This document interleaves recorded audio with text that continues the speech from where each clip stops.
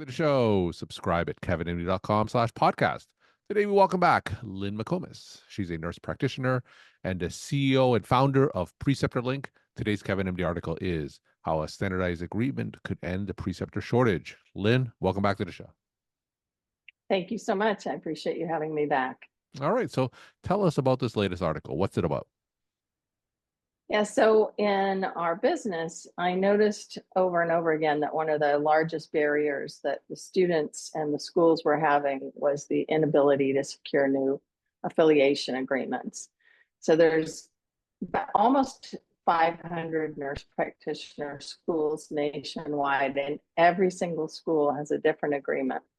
And the process to create a new affiliation agreement is extremely time consuming. It's expensive. That involves legal teams. And every time they do it, there's more money that has to go out and more time. And so many times school affiliations are not made because they don't want to create a new one within the new site. So students are frequently turned down from sites because of the affiliation agreement.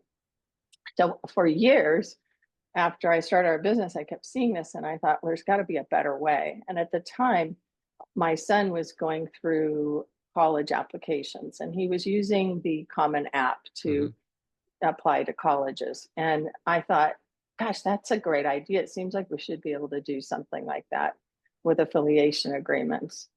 So I started to explore this and I thought, let's see if anything like this exists already. And it did. It exists in medicine. The Association of American Medical Colleges developed something that's called the Uniform Clinical Training Affiliation Agreement, the UCTAA. And they did exactly what I was thinking would be useful. They had streamlined the affiliation agreement process so that medical schools could be more easily affiliated with clinical sites.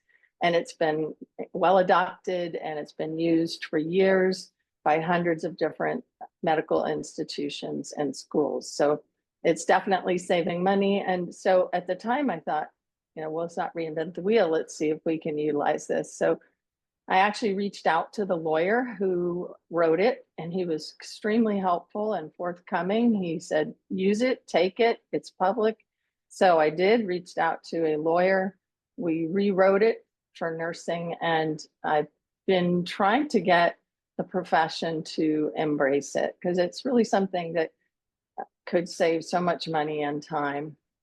There was a report to Congress many years ago on the graduate nursing education demonstration project, a well-known project that was done in the nurse practitioner world. And it showed that having a strong affiliation with clinical site can save schools of nursing up to $582,000 a year. And so it really is, there's a tremendous amount of potential that could be used, probably not just for NP programs, but even nursing programs and PA programs. So to me, it seemed like there's a lot of potential that could be done here with this idea. So let me see if I have this right. If you're a nurse practitioner student, you cannot precept at a clinical site unless they have an official affiliation agreement with that school, and each school has to have separate affiliation agreements. There's nothing standardized, and that is an obstacle for some clinical sites to accept students from certain schools that don't have this agreement. Is that right? That is exactly correct. Yes. Same is true with medicine. Same is true with physician assistant PA schools. It's all the same, and it's one of the big barriers. And in order to arrange such an agreement, you have to go through multiple layers of bureaucracy and legal issues before they make that commitment. Exactly true. Yes. So when you approach some of the nurse practitioner authorities about perhaps a standardized agreement similar to the AAMC, what was their response? Well, unfortunately, I just couldn't get anywhere with it. I couldn't get to anyone that was willing to think this was a great idea. And, there's several different organizing bodies within the NP profession, and someone should take this. They don't need to pay us. We'll just give it to them, or they take the idea and redo it themselves. So whether it's National Organization, Nurse Practitioner Faculty, NOMF, or AANP, or one of the other many other organizations, someone I really think should at least try this. Of course, there's different state requirements. Of course, there's different school requirements and site requirements, but generally the basics are uniform. They are the same. And then there could be addendums, just like with the Common App. There could be addendums for each school or each site that could be added on. So I just never got much interest, which is part of the reason I wanted to come on, to see if we could spark some interest and conversation.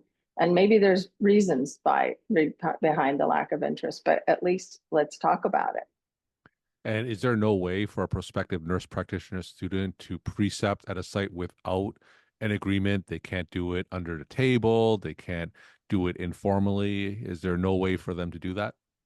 No, rarely there's a site, rarely that does not require an affiliation agreement. But in general, every site has to have some type of agreement for liability and just for, safety, an agreement between the site and the school.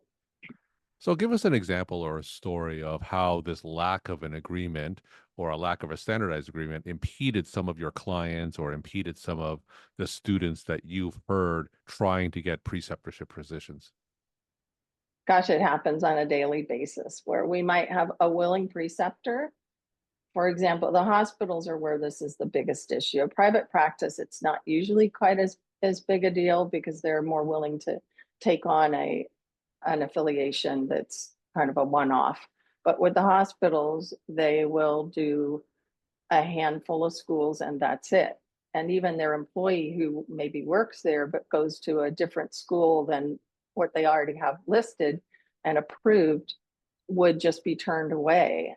So we might have a willing preceptor and a student and everything fits perfectly, but the hospital says, no, I'm sorry, we're not doing any more affiliation agreements. And this poor student is then left with, having to start over again with the search. And the search to find a preceptor is not an easy one. It's a very difficult process for the students, which is why they come to us. And it's not easy for us as well. So this happens on a daily basis where the school doesn't have an affiliation in place with the clinic or the site, and the hospital, and the student then cannot proceed.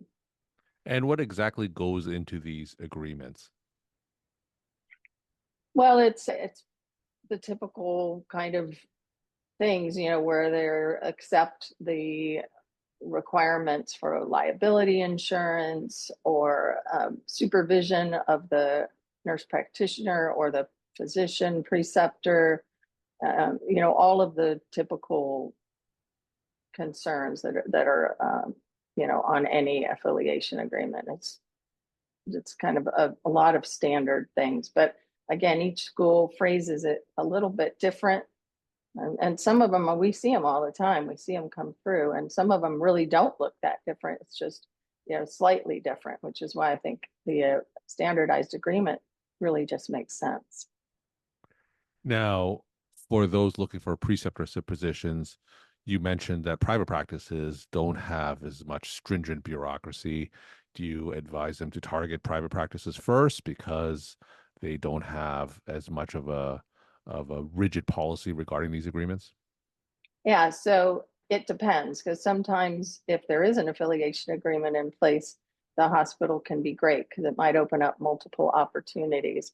But with a private practice, number one, they're becoming fewer and fewer. There just are not as many as there used to be. The big hospital institutions are buying up practices. So that option isn't there much anymore. And even if it is a private practice, it might be owned by a hospital and they still have to go through the same affiliation process. So it's just not that easy. They're just not as many as there used to be, and the processes are difficult. They still, even a private practice, it's going to have an agreement and go through the liability. And the standardized affiliation could still work for a private practice as well. So tell us a success story, I guess, if your ideal vision came to be, and then there was a standardized agreement for nurse practitioner preceptorships, what exactly would that look like if everything that you want went according to plan? Well, I think it's everything that the profession should want, ideally, not just me. Our goal is to try and help streamline this whole process, and this is one step in that direction.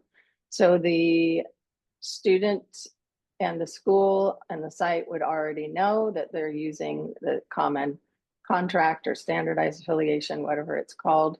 They would know that there's a list, just like there is for the one for medicine. There's a list of all of the places that take it, and it would just simplify and streamline something that can literally take 2, 3, even 6 months to put in place. Could probably be done at a much less expensive, much quicker process, and be able to bring through more students that much more simplified. So that would be my vision. We're talking to Lynn McComas. She's a nurse practitioner and the CEO and founder of PreceptorLink. Today's KevinMD article is How a Standardized Agreement Could End a Preceptor Shortage. Lynn, as always, will end with some take-home messages that you want to leave with the KevinMD audience. Yes, so I do want to say this would not end. This would help simplify the preceptor shortage, but it's one step, just one little step. But I hope that the profession will be open to this and explore it, and I'm happy to talk to them about what we have created and share it with any of the organizing bodies out there so that we can help simplify this one process. Thanks again for having me on. Lynn, thank you so much again for sharing perspective and insight. Thanks again for coming back on the show.